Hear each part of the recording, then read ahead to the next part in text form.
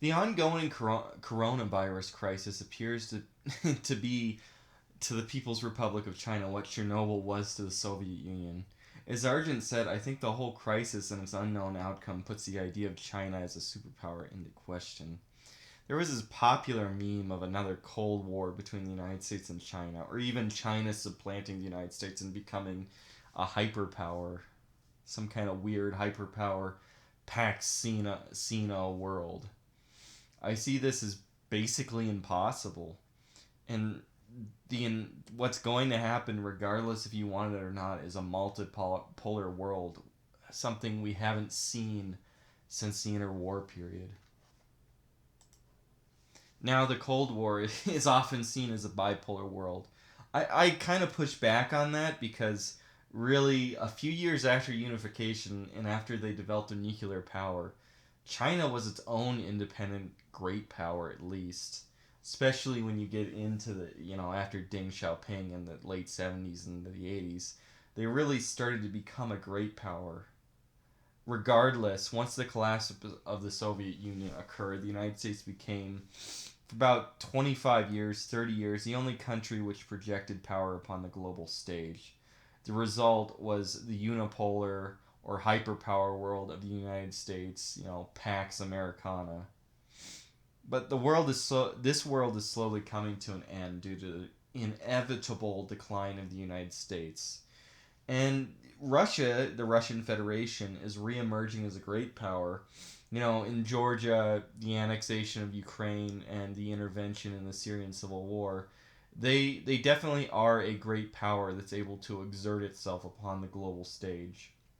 I mean, obviously regionally within the former Soviet Union, but inside of Syria, I mean, they're definitely able to exert themselves on a global stage. And I mean, China is continuing to rise economically as well. I don't think they're going to supplant the United States, but they're definitely able to express their will, and people pay attention to them, especially their debt trap nonsense.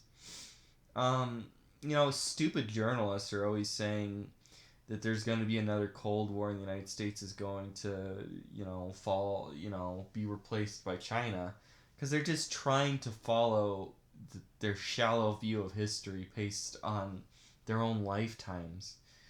The reality seldom meets their ignorant expectations. China's starting out its supposed reign as a superpower without any golden age. Its economy is, maybe just a little bit less than the United States, full of smoke and mirrors. There's lots and lots of internal debt, the ghost cities, and their economic statistics are a fucking lie. The modern Chinese Communist Party, too, isn't. There's no ideological coherence there, and it doesn't evangelize in the way that the Soviet Union did, and the United States definitely is. Um, I mean, look at the corona crisis right now. There's no trust towards that party. And, I mean, they did the one child policy, which is hugely unpopular. There's tens of millions of illegal birthed Chinese people. Tens and tens of millions of them. And it was for nothing because Thailand had no such thing. They have a lower birth rate than China, and they're at the same GDP, and they went through a similar growth that China did in the same period. It's just stupid. And their food production, it led to SARS 1, and it's leading to Corona Chan, SARS 2, and it also has created the avian flu. They have a medical system which is weak and flimsy, we can all see, and the way that they prepare food is leading to these deadly super viruses. And to begin with, the Chinese geographic position isn't one to project power across the world. They have taken the mainstay of China, with the exception of Taiwan. There's no natural place for them to expand, and there's definitely no need for it, and they're surrounded by enemies. They're surrounded by Japan, they're surrounded by Russia, India, Vietnam, Taiwan, countries that won't build alliances with them. I mean, the other thing is like China is always such Chinese first. And I mean, okay, I'm pretty nationalistic. That's a good thing. But nobody wants to willingly create an alliance with China because they all realize it's completely one sided because China's goal is China economy strong. When Cuba creates an alliance with the Soviet Union, Cuba's getting a lot out of it. When Egypt and Syria created an alliance with the Soviet Union, they're getting a lot out of it. Those South American countries. I mean, you go through class and the U.S. is stomping up all over South America, but the reality is they gained a lot from alliance with the United States. The United States put a massive nuclear umbrella over NATO and in Japan, which allowed them to develop into first world countries in the immediate aftermath of the Second World War. China just uses these debt traps to control people and bully them into surrendering naval bases. They don't they just start outright fights trying to build their concrete islands into the South China Sea to project power with every country that's surrounding them. China doesn't have friends. They have people that they fucking put leashes around and control. Russia holds the pivot of the world island, but they don't hold Ukraine, which makes this huge triangle that any land-based army can just invade into Russia. Russia's geographically the weakest it's ever been as a nation. They just cannot project the same power that they could when they're the Russian Empire, the Soviet Union. And they're weaker in manpower and they're weaker economically than the United States. I mean, probably the irony is that the Russian military is probably much more competent than the United States. If you look at what they've done, since say, the Second Chechen War compared to the United States since 2003, Russia's been much more successful in every battle it's fought. But just because they don't have the same ability to project power, and they don't have the same reserves that the Soviet Union did. I mean, and as we all know, um, you know, alt-right talking points, so on and so on. The United States has gotten high on its own supply. Sexual liberation and feminism have led to this huge dysgenics and just a decline of the U.S. family. You know, smart people just straight up aren't having kids. The native population is really, decade by decade is starting to decline in intelligence and ability. The infrastructure is pretty weak. They lean so heavily on cars, creating this really bad infrastructure, especially in an energy scarce world. And they've accepted multiculturalism, which has put huge stress on the North South divide and the black white divide, the white Indian divide that was already evident in the United States, and just compounds and compounds it. And there's the massive amounts of debt. And if you look at this debt, there's just going to be a crisis at some point in the future. And maybe there'll be a dissolution like the Soviet Union, or maybe there'll be some kind of civil war. We can't tell. It's decades away. I mean, the United States is not in control of its democracy. Illegal Mexican citizens are able to flip everything around on the border states, and Israel and Saudi Arabia can do whatever they want and force the American democracy to be nothing more than their slave. It embarrasses America in the eyes of the world.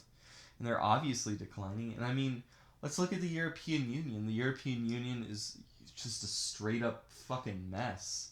Brexit just happened. And, you look at a country like France, the real anchor. I mean, Germany's the economic anchor, but France is, more than the United Kingdom and more than Germany, is the country that's most able to exert itself on a global stage. And look at the Yellow Vests. I mean, the country was in just as much chaos as they were in 1968. And the global media just fucking blacked it out. You couldn't learn anything about what the fuck was happening with the Yellow Vests in France. I mean, there's huge no-go zones. Most of all the important cultural artifacts of French history are under military occupation to defend them against Muslims. I mean, the political system has created this alliance of everyone else against Front National. It's creaking towards some kind of collapse. And once the United States declines, there's a lot of countries. I mean, Japan and Turkey are definitely two major ones. They're going to have to reestablish themselves as great powers and exert themselves and prove themselves on the global stage. There's going to be a multipolar world, whether you like it or not. It's just what's going to happen. And when Argent was talking about this multipolar world, something he didn't talk too much about, which I tend to focus a lot about, is nuclear proliferation. And I mean, the reason that nuclear proliferation slowed so much is because the United States was a hyperpower. It created this massive umbrella for the world that slowed down nuclear proliferation. But once the United States goes away, so does its nuclear umbrella. All the allies, these great powers, Turkey, Japan, Germany, Italy, Spain, I mean, even countries like Poland and Greece, countries that should be able to develop their own nuclear weapons, obviously, very importantly, South Korea and Thailand. If the United States withdraws, they have a massive incentive to develop nuclear weapons. And I mean, nuclear weapons are the ultimate real world example of the prisoner's dilemma. If every country worked together to not have nuclear weapons, obviously that's the best outcome for everybody. But every country has the individual incentive to develop nuclear weapons. The more states with nuclear weapons, the more dangerous the world becomes, and the more incentive there is for the individual state to develop them. There's no rational incentive for any state to willingly give up their nuclear weapons, as proven by Ukraine and is proven by Thailand or Taiwan especially. And if every time another state develops nuclear weapons, it's just feeding into this cycle of proliferation, which undermines the safety of the whole world. This ultimate spiral increasing to ever more nuclear proliferation.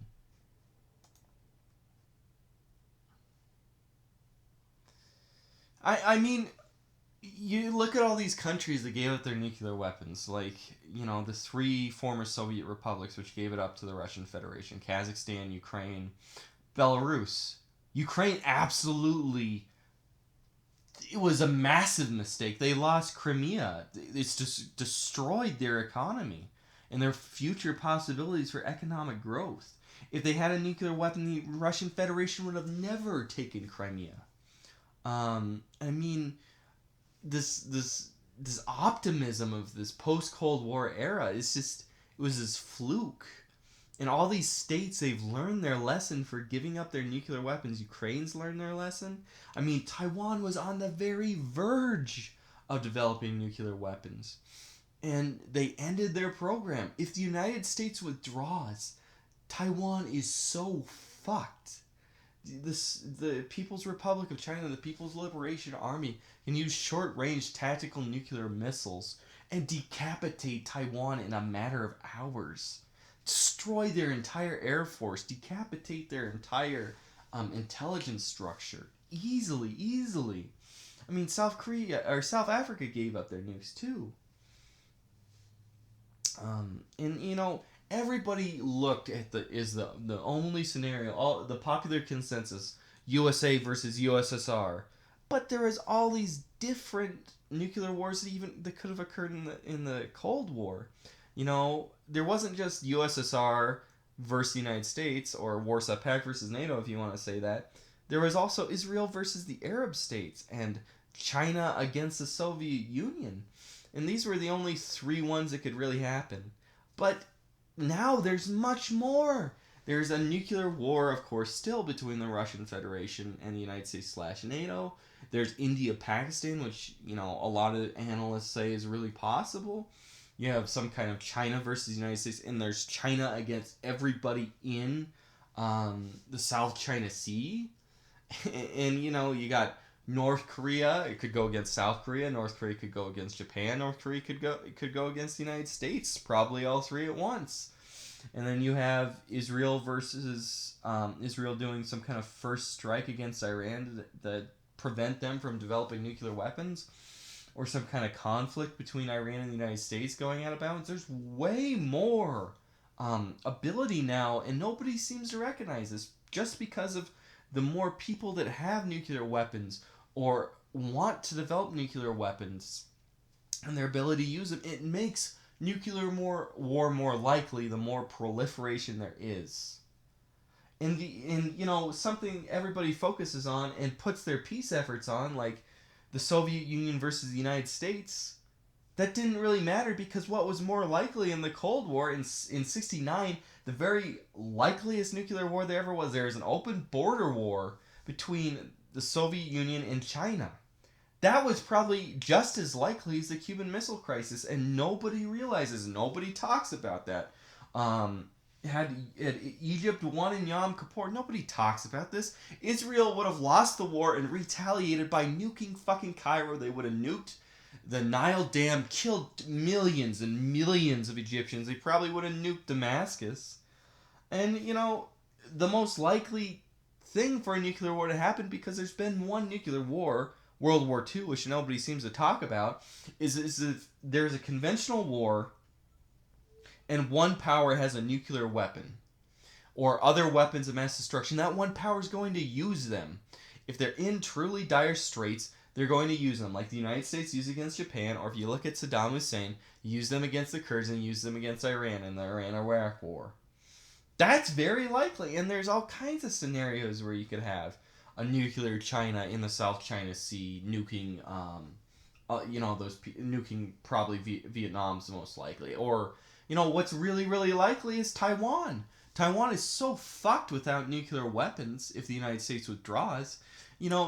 China can use these short-range ballistic missiles with these small-yield tactical nuclear weapons and decapitate the entire Taiwanese Air Force. And decapitate, the command and control structure, and just defeat Taiwan utterly in a matter of hours. I mean, Iran has no protection against Israel. So they have a massive incentive to develop their own nuclear weapons, right? And that's what the eyes of the world are on Iran. But, Vietnam has just as much incentive, because they fought two border wars against China since, the late 70s, since 78, I believe, and they fought one in South China Sea in, 88. So Vietnam has a massive incentive. If Turkey's going to Turkey's becoming its own independent country, independent global power right now, independent great power, Turkey's probably going to develop nuclear weapons to exert themselves on the world stage. They got the second most powerful military. Nobody realizes this. Their military is the most powerful in the Middle East and the second most powerful after Russia in Europe, but they don't have nuclear weapons. They're a nuclear sharing state with the United States. If Turkey possibly leaves NATO, leaves American Overwatch, and goes its own way, it's going to be a nuclear power. I mean, Ukraine has an extreme incentive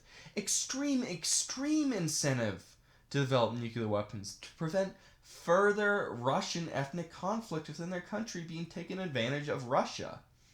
I mean, they lost Crimea. That's a massive economic loss. Ukraine is fucked because it lost Crimea. There's so much economic loss from losing Crimea for Ukraine. I mean, that's just scratching the surface. Once the nuclear umbrella pulls back and NATO ends, I mean, Germany, Italy, Spain, Poland, they're all going to want to defend themselves. And, if you get a nuclear Turkey without a NATO, you're going to need a nuclear Greece because of fucking Cyprus.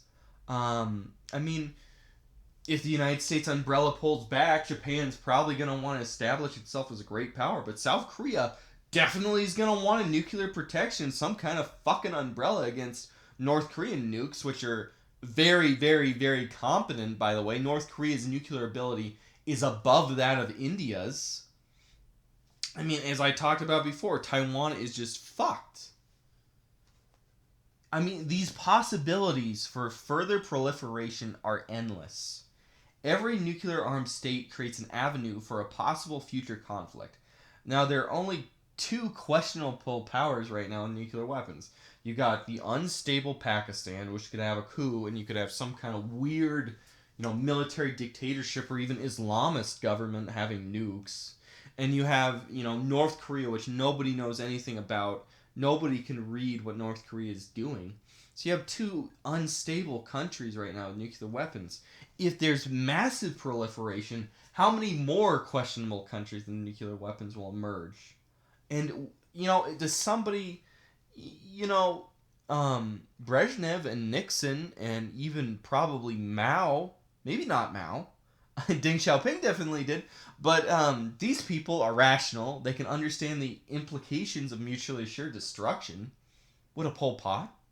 Would an Idi Amin? Or even a Mao? Would they have understood mutually assured destruction? Saddam Hussein would have fucking used nukes against Iran like they used fucking nerve gas. If there's further proliferation, you're gonna get it into the hands of somebody that's just gonna fucking use them. A post-American multipolar world order is a world full of tremendous danger. A fearful nightmare world, which in the coming decades will no doubt come to fruition.